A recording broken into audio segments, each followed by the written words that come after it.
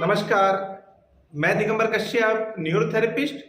आज हम बात करेंगे एक बहुत ही कॉमन डिजीज डायबिटीज, मधुमेह, जिसे हम शुगर के नाम से भी जानते हैं। आज हम देख रहे हैं कि ये समस्या हमारे देश की बहुत बड़ी समस्या बन गई है।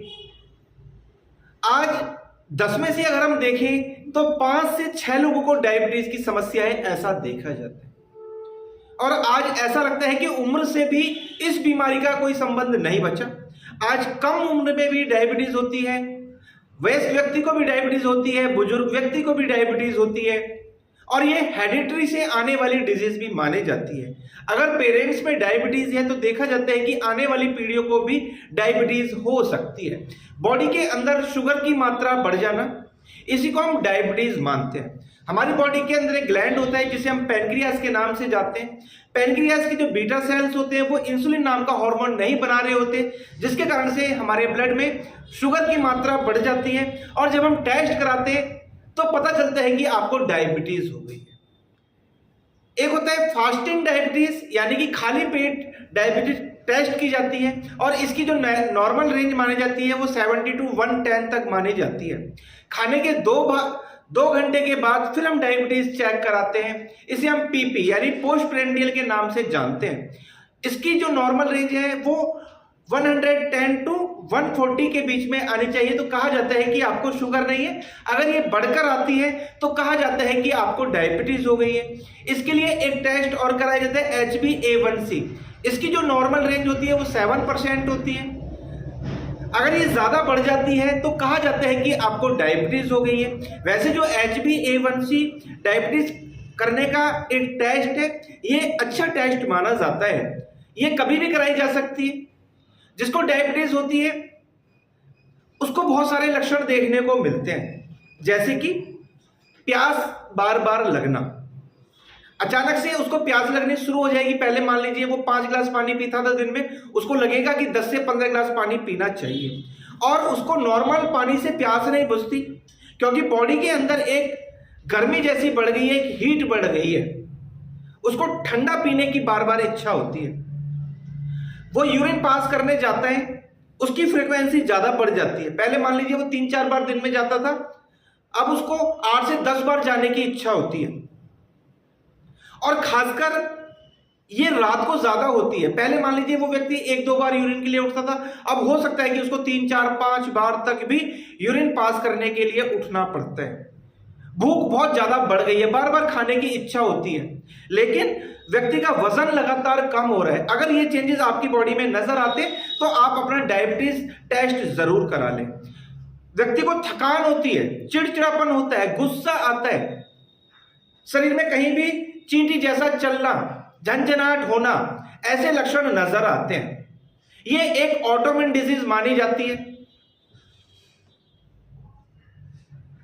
देखा जाता है कि कुछ लोगों को आई संबंधित दिक्कत हो जाती है, फेस पे कहीं स्वेलिंग भी होती है, ऐसा देखा जाता है। इसमें भी 2 टाइप माने गए हैं, टाइप 1 डायबिटीज और टाइप 2 डायबिटीज। टाइप 1 जो डायबिटीज होती है वो कम उम्र के व्यक्ति में होती है, यानी कि जिनकी एज 20 साल से कम है। ऐसे बच्चों में देखा जाता है कि डायबिटीज जो होती है उसे टाइप 1 बोलते हैं। इंसुलिन शरीर के बीटा सेल्स से निकलना बंद हो जाता है। ऑटोइम्यून डिजीज के कारण पैनक्रियास का सिस्टम खराब हो जाता है, इंसुलिन नहीं बनता। ये सब होता है टाइप 1 डायबिटीज में। इसी में होता है टाइप 2 डायबिटीज। आजकल ज्यादातर जो लोगों में होती है वो टाइप 2 डायबिटीज होती है। इंसुलिन की क्षमता इसके अंदर कमजोर पड़ जाती है, कम हो जाती है। बीटा सेल इंसुलिन का पर्याप्त निर्माण नहीं कर पाते। तो इस आधार पर हम कहते हैं कि डायबिटीज जो होती है 2 प्रकार की होती है, टाइप 1 डायबिटीज और टाइप 2 डायबिटीज। जब डायबिटीज हो जाती है तो बहुत और सारे लक्षण भी हमको नजर आते हैं।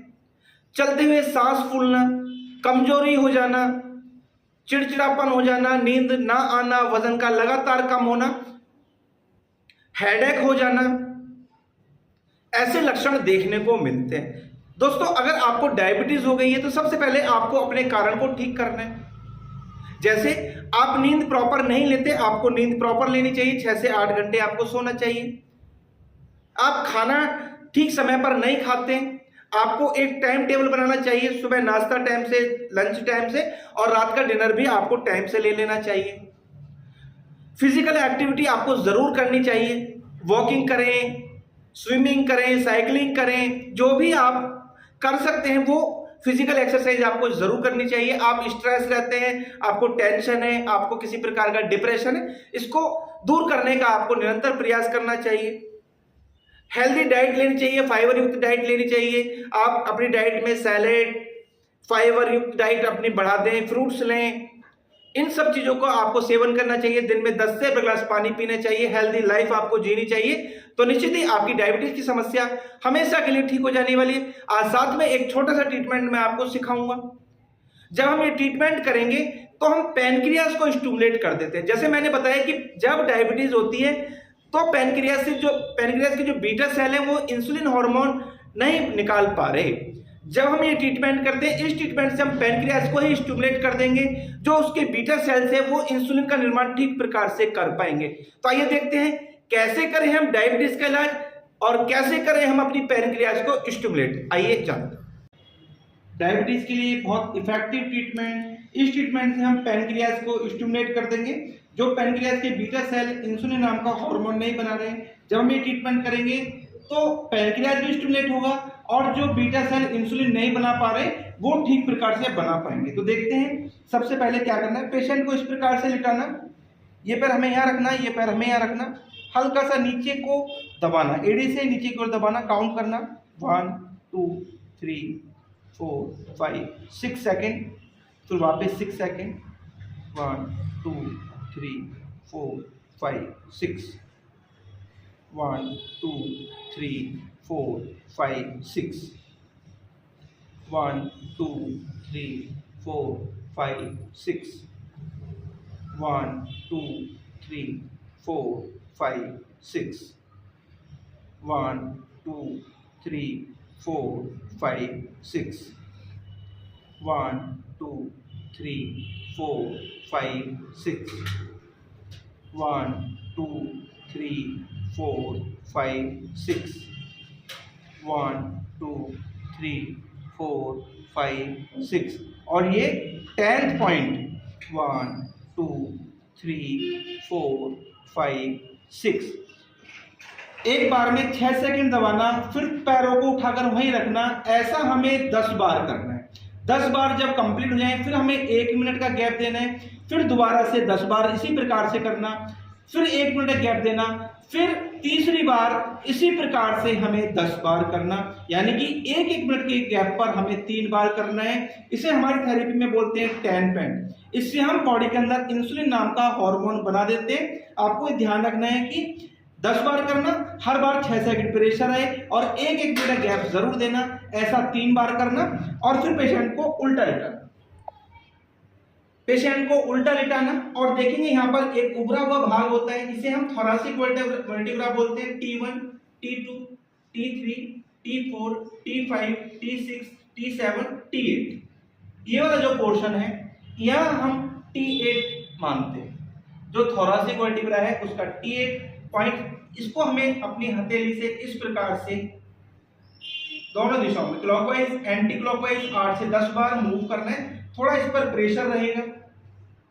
जिसको डायबिटीज होती है देखा जाता है कि उसको इस पॉइंट में पेन होता है, और देखा गया है कि ये जो थोरैसिक वर्टिब्रा है इसकी नर्व पैनक्रियाज तक जाती है, इसीलिए ये पैनक्रियाज को स्टिमुलेट करने में अहम भूमिका निभाता है। और जो डायबिटीज हो गई है, डायबिटीज को ठीक करने में ये हेल्प करता है, पैनक्रियाज के फंक्शन में ये हेल्प करता है, इसलिए ये देना बहुत जरूरी होता है। 8 से 10 बार इस प्रकार से आप कर सकते हैं। बहुत इफेक्टिव ये ट्रीटमेंट डायबिटीज की समस्या है।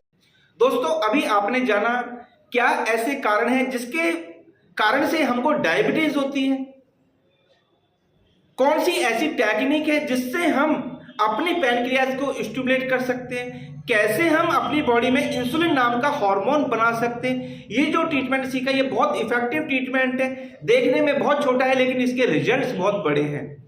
आप ये ट्रीटमेंट रेगुलर करेंगे, आपका पैनक्रियाज ठीक प्रकार से वर्क करने लगेगा और जो आपका पैनक्रियाज के जो बीटा सेल्स हैं वो इंसुलिन हार्मोन का निर्माण ठीक प्रकार से नहीं कर पा रहे, आपकी बॉडी में इंसुलिन बढ़ने लग जाएगा और जब आप टेस्ट कराएंगे तो निश्चित ही आपकी शुगर की जो रेंज है वो नॉर्मल आने लग जाएगी। आप ट्राई करें और इसके आश्चर्यचकित परिणाम स्वयं देखें। दोस्तों उम्मीद करता हूं ये वीडियो आपके लिए बहुत इंफॉर्मेटिव हो सकती है। दोस्तों आप अगर हमारी वीडियो को पहली बार देख रहे हैं, हमारे चैनल को सब्सक्राइब जरूर करें, वीडियो को अधिक से अधिक शेयर करें, वीडियो को लाइक करना ना भूलें और बेल आइकन बटन तो जरूरी दबा लें, जिससे कि जो भी वीडियो हेल्प पर हम बनाएं उसका नोटिफिकेशन टाइम टाइम आपको मिलता रहे। धन्यवाद।